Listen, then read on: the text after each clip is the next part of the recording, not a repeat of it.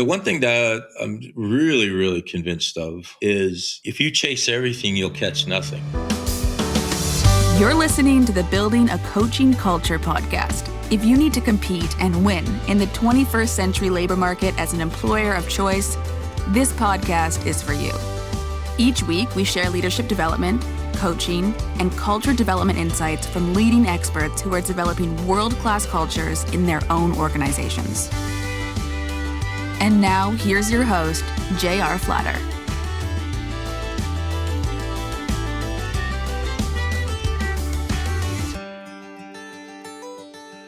Hey, welcome back, everybody. This is J.R. Flatter, and I'm your host of Building a Coaching Culture.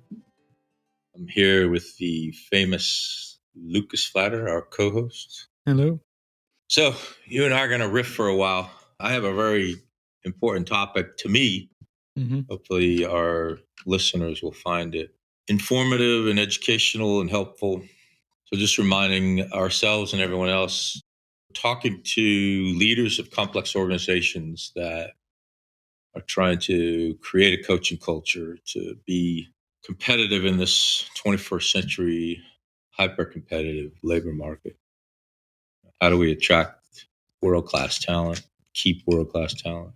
So one of the things I've been thinking long and hard about is, and I know this sounds cliche, but this relationship between why I do what I do, the demographic that I'm focused on serving or called to serve maybe, and then the niche, depending on what part of the world you're from, that I'm serving. So I want to have a conversation about the intersection of why, demographic, and niche or niche. Which is funny. I don't know if you've been to Barcelona, but you're driving down one of the main avenues in Barcelona. There are literally hundreds and hundreds of niche graves carved into the side of the rock as you're driving down this major highway, which is the origination of the word. It was your place of rest carved into something, was your niche. And so every time I talk about this, I think about Barcelona. Yeah, that puts a morbid spin on the whole thing. Yeah, somebody invited me to go on a tour of the catacombs in Rome. I'm like, I don't think so. I think I could live without that one. Yeah, that's the beginning of an Edgar Allan Poe. We're saying the mission, the demographic, and like your special spin on it, or what angle you're coming from personally with 2RL, or I think it's me personally, because I think we have a good sense of where 2RL is, the division of our bigger company, Flatter. And it's in that coaching and coaching accreditation space, which I think you can have an individual focus for me personally, and then a corporate focus. Now, certainly my personal focus needs to fit into my corporate focus. Otherwise, our CEO will send me home. But yeah, I think defining that personal focus for myself is what I'm struggling with. You might see it if you're following me on LinkedIn. I've been changing my byline almost every day for the last 6 months, trying to find the language that's finally going to speak to me for more than 24 hours. Do you go back and read it and it's just how it strikes you? Or because I know like a marketer might do that and they say, here's one and here's another and whatever has the best numbers. Yeah, I'm thinking it's more when I'm running, right? So part of running or riding my bike is work, family, self. It's time for myself because I love doing it so much. But it's also a time of mindfulness and reflection, and you're on a bike 2-3 hours, or you're on a long run, which at the pace I run, a long run is 2 or 3 hours. You get a lot of time to think. And so I'm iterating on this stuff. And then I say, well, that wasn't right. And then I get back and I change it. I think I'm getting pretty close. So if you don't mind, let's just take a step backward and try to define each one and how they're different and how they work together. And it might be that my understanding is incorrect. So the why, I've just reread Simon Sinek, Start with Why, which I think is a fundamental book. If you're asking these questions, and I hear it come from several different angles. Your why is what gets you out of bed in the morning. Your why is what motivates you. Your why is your calling. And I think all those things are true. So that's part of what I'm struggling with, right? Having unsuccessfully retired twice and now coming back for the third career, but the fifth act of my life. So if you're a fan of Shakespeare, I'm in the fifth of 7 acts. I was a soldier. I retired from that. I was in the CEO chair for 15 years. And now I'm in this bespectacled elder phase, telling my stories with my big round belly, which is badly misquoted, but it's something like that. And so who am I in this phase, this act? Stepped out of the chair 5 years ago, so I've had 5 years to figure it out, but still kind of struggling with it. Not at a corporate level again, but at a personal level. Mm-hmm. So throw your coaching hat on and coach me through this. So are the same things motivating you now that motivated you when you were CEO and in the Marine Corps, or do you have different ideas about that now? Yeah, great question. I think I'm a lot freer now. So obviously when you're on active duty in the military, you have certain obligations. Even though leadership is central to your world, there's a lot of other things going on. In the CEO chair, revenue's got to see the expenses all the time, right? So you're constantly thinking about that. And I still think about that, but not as much. And so I have the freedom to explore and the freedom to chase that very finite vision. So that's a big part of it, is what do I want to do and what's fulfilling versus what do I need to do to pay the bills, get you through college. So yeah, I think it's a lot more free. I'm a lot more free. And I had 3 very clear goals for 3 decades, and those are very fortunately completed. And so reinventing who I am, I guess part of this is probably I turned 60 in a couple weeks. So there's some of that going on. Am I really serving my calling in these final decades of my personal and professional life? So all that's swirling around. And so if you look at my LinkedIn byline today, and one of my students actually remarked on it today. I won't mention him by name, but somebody you know well. Dang, I can't keep up with you. You keep changing your byline. Mm-hmm. But I think the closest I've gotten in a long time is, I know I was very frustrated when I was transitioning, because you go from one kind of career to another kind of career and you don't have a track record. You have a track record of success in your former career, but you don't have a track record going forward. So the word frustration comes to mind. I was very frustrated. Mm-hmm. I got offered a job by a big company, and when they slid the offer across the table, I said, "Have you even read my resume?" Mm-hmm. And they said, "Well, yeah, but this is what we offer people of your rank and experience coming out of the military." Wow. The doctorate doesn't count, this doesn't count, that doesn't count. It's only because I was in the military this many years and that this rank. So I think part of my calling is to work with people who are frustrated Mm-hmm. with their current situation for whatever reason. Okay. And so you mentioned kind of like that you had goals that were completed, and we started talking about, Simon Sinek's Finding the Why and everything. Yeah. So would you say that even though your goals are complete, that you're still kind of following that same path that you were walking before, or is it like clear delineation between before you completed the goals and after? Yeah, I got to be careful here because I don't want to belittle any life experiences, but I'll never know what postpartum depression's all about. But I think I have a sense of where that might come from, like this grand expectation, and then it's there. And you're like, okay, that just happened. And now what? So I think this 18-month journey that I talk about, getting where I am right now, was part of that. It's like I'm still full of energy, still full of desire, still full of all of those things, drive. And so that never went anywhere. But what do I do with it was the biggest challenge, I think. But going back to the statement of the why, is I get this amazing joy from watching people connect the dots for the first time. Like, oh, wow. So coaching brings that, coaching accreditation brings that. So I wandered around the forest finding those two things for a while. Mm-hmm.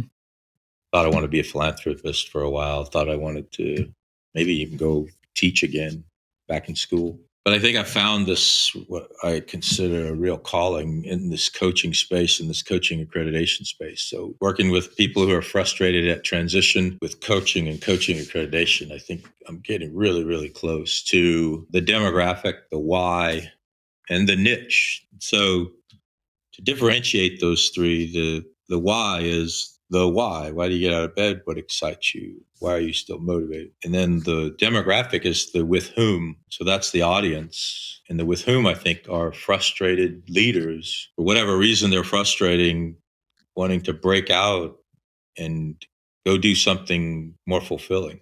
And finding the freedom for them, finding white space in their calendar, finding this new skill set if it is coaching. If it's not coaching, how can coaching or coaching accreditation get them closer, get them to their vision? And then the third one is the niche. And so the niche is the what? What's the product? Mm-hmm. So the why, helping people self-discover, the demographic, frustrated leaders trying to break out of something into something. And then the what, the product, is coaching and coaching accreditation. So I think that's as close as I've gotten in this entire time. So why don't you ask me some coaching questions to make sure I'm not just drinking my own Kool-Aid. So I guess something like you were going back to talking about, wanting to balance revenue and your mission. So is there a challenge finding those frustrated leaders, like connecting them with the niche, your product? Like, talk to me a little bit about marketing and finding these people. Yeah. So here's another book we'll throw into the mix. This guy wrote this amazing short book, Nail Your Niche. And I highly recommend it. But one of the things he talks about, which is so true, if you build it, they will not come. You got to tell them you exist. Yeah, that's terribly challenging because you and 10,000 other voices are trying to break through the same fog of communication. But the one thing that I'm really, really convinced of is if you chase everything, you'll catch nothing. Mm-hmm. And so by going through the pain, the frustration, the time to identify very clearly those three things, what's my why, therefore who am I serving, and therefore what am I delivering, why, demographic, niche, you can then say, who am I speaking to? So every LinkedIn post, every tweet, every Facebook post, every, what do you call it on Instagram? I'm showing my boomer ignorance. Every time you publish on Instagram, wherever you're at, what's the latest one that the Gen Zs and younger? TikTok, yeah. Everything you're doing on it is speaking to those three things. And if it doesn't, then you don't. We have a saying called chasing the bright, shiny object. If your post is chasing a bright, shiny object, you didn't really write those three clearly enough, and you're probably wasting your time and energy. So in that regard, breaking through this fog of communication, the more you work to sharpen those three things, the more likely you are going to be to find somebody to come to this thing that you've built. It made me think, like, the customer's perspective. Like, they might have a very specific problem, but there's 5 different solutions. So they have their why, like, I am frustrated as a leader. How does coaching compare to the alternatives that a leader might take? Like, I don't know, getting a degree or a certification or whatever else they might want to do. Yeah, so there's really 2 sides to the coin on this question. And one is, are you and I going to use our coaching skills to help them discover why, demographic, niche? So that's hats that you and I wear. But you and I also wear coaching accreditation hats, where if your why is you want to serve and your demographic, whatever that might be, and your niche is coaching, then the coaching accreditation path is the right path. So I'll just put our coaching hat on, because when you're coaching, you're helping the leader that you're working with self-discover those things on their own. So I don't want to split academic hairs between what is mentoring and what is coaching, but the differences, in the simplest way I could describe it, is who's in the driver's seat and who's making the decisions. So when you and I are coaching, we're in the passenger seat, and the leader we're working with is in the driver's seat. To quote Liam Neeson, you and I have a particular set of skills that help them facilitate discovery of those. So you're surreptitiously coaching me, asking me open-ended, self-exploratory questions, and my mind is putting things together that it wouldn't otherwise without those open-ended questions. So you're not guiding me anywhere. You're using your coaching skills to facilitate me discovering things I need to do. You may serve as an accountability partner with your coaching role. So at the end of this, what are your prepared to commit to before we meet again, or in the next year, or in the next quarter, and then help me stay accountable to those things. So, having been a leader for 40 plus years now, I have a lot of stories, I have a lot of experience, but I'm not you. And I never will be you, even though you and I have lived together your whole life. I don't know your life experiences. You have a different wife than I have. You have a different child than I have. You're the one who knows those things best. And so as your coach, I would use my skills to help you discover your path, your why, your demographic, your niche. It seems like there's some paradox between like you're trying to market and be upfront and like, here, you should do this. And that's like the mentoring side. And then, but you're marketing coaching services. So is it challenging to kind of navigate that language? Like you can't advertise like a coach, or can you? I'm not sure. Yeah, that's a great question, a great coaching question, because I just connected those two dots for the first time ever. So I sell coaching and I sell coaching accreditations. As a coach, I would never try to convince you that becoming a coach is the right life path for you. As a businessman, I want to give you enough information to make that decision on your own. I might recommend you get a coach to help you make that decision. I might serve as your coach. But one of the things about the coaching profession, and you and I align ourselves to the International Coaching Federation, the profession has very strong core values, very strong ethics. And I would never violate those ethics to sell you a seat in one of my coaching accreditation chairs. But it is a good potential paradox to sort through. How do you navigate both of those? I know I spend a lot more time developing coaches than I do coaching. So maybe that's part of my differentiation, part of my continued refinement. I don't want to say I'll never coach, because I do. But if I were to say, where's my real focus, is on the coaching accreditation. And we have teams of coaches that deliver the coaching for us on the most part.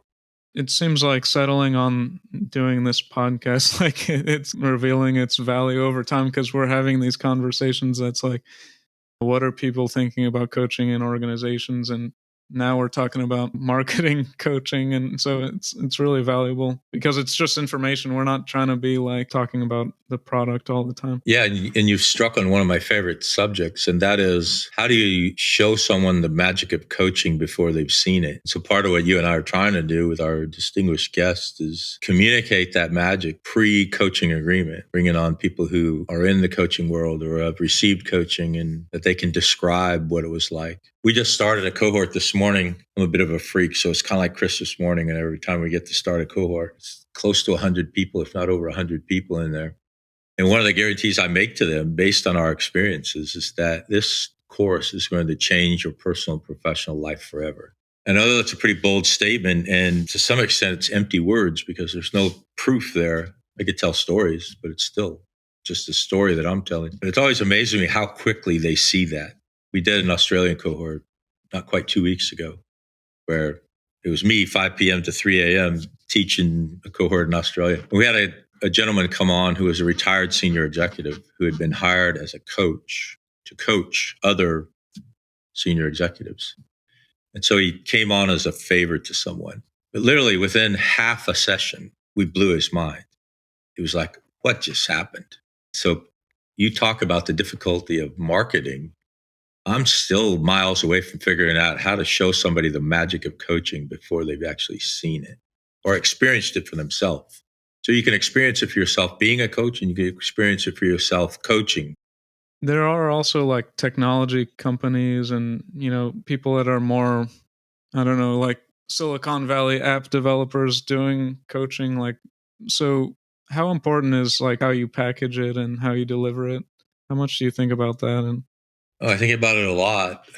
I keep reminding myself and everyone else we're 23rd year of the 21st century. And I think AI holds great promise. I think we've seen technology deliver great promise. Both are facilitators of value. Rarely are they value unto themselves. So when I think about technology and coaching, and largely this burden falls to you, my computer scientist co-host, how can technology facilitate the magic of coaching? I know there are companies using AI in some form or other in their coaching, but in many respects, like in many other areas, we might be a generation away from really amazing value. And I have learned over 60 years of life that the shortcut is really the best way. And so I'm really pondering what that value might be in the short term. Yeah, from a technology perspective, you can kind of get things done really, really quickly or really efficiently. But if you don't define like exactly what the parameters are, and if we're not able to quantify like the magic of coaching, then it's not going to matter if we can automate it, Yeah. And, having been in this leadership world and this leadership development world, coaching with a statistical background as well. So I'm very familiar with statistically significant practices and anecdotal practices, and the differences therein.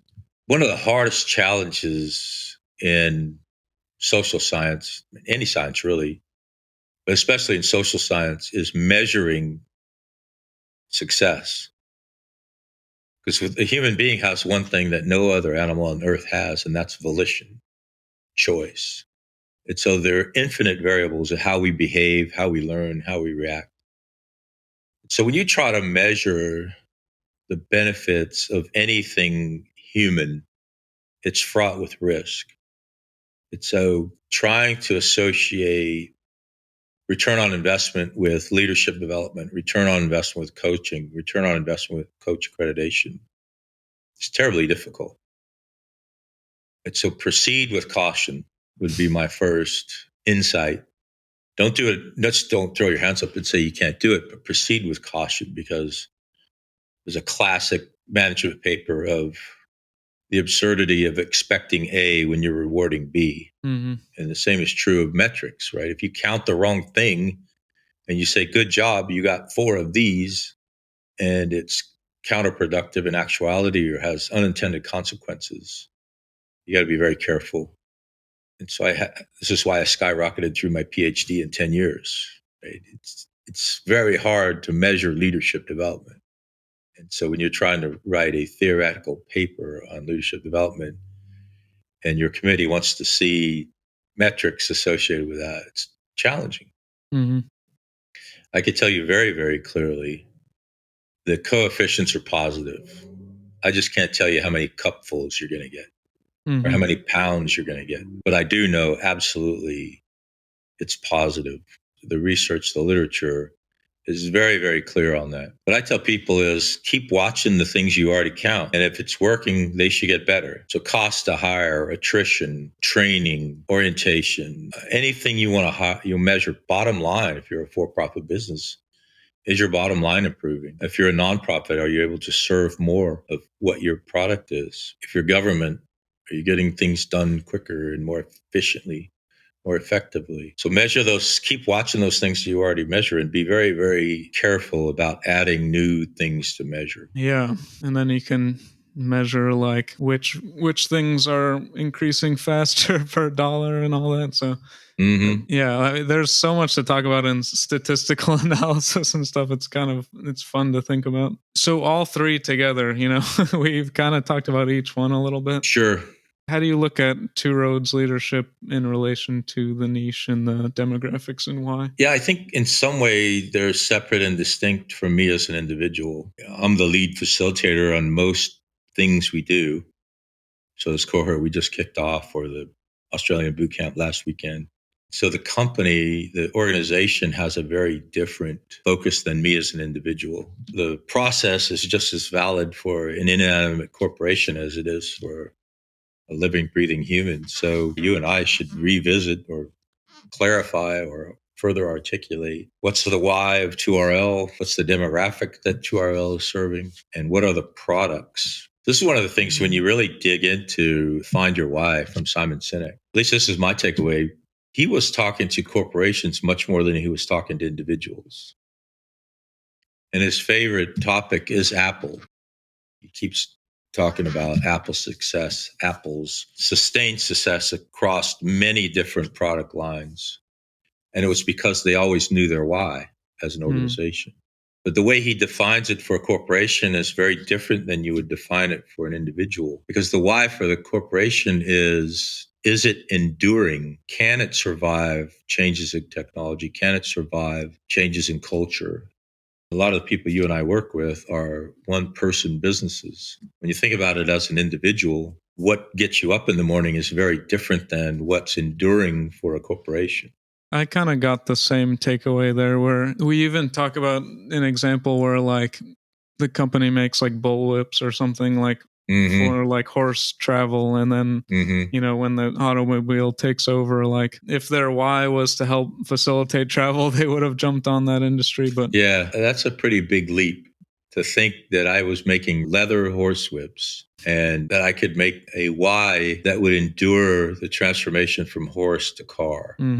I'm in the transportation propulsion business, perhaps. And so instead of horsepower, I'm going to gas power. Yeah, it's an extreme example, but no, it is. And I think it's very valid, though. Yeah, most examples, it's like maybe you have 10 products that are, you know, not focused on your why and you pair them back, but not that you have to change industry so drastically. Yeah, I don't know if anybody survives that, to be honest with you. Now, I do look at Apple, Microsoft. They've endured because they kept a broad enough focus and were able to pivot.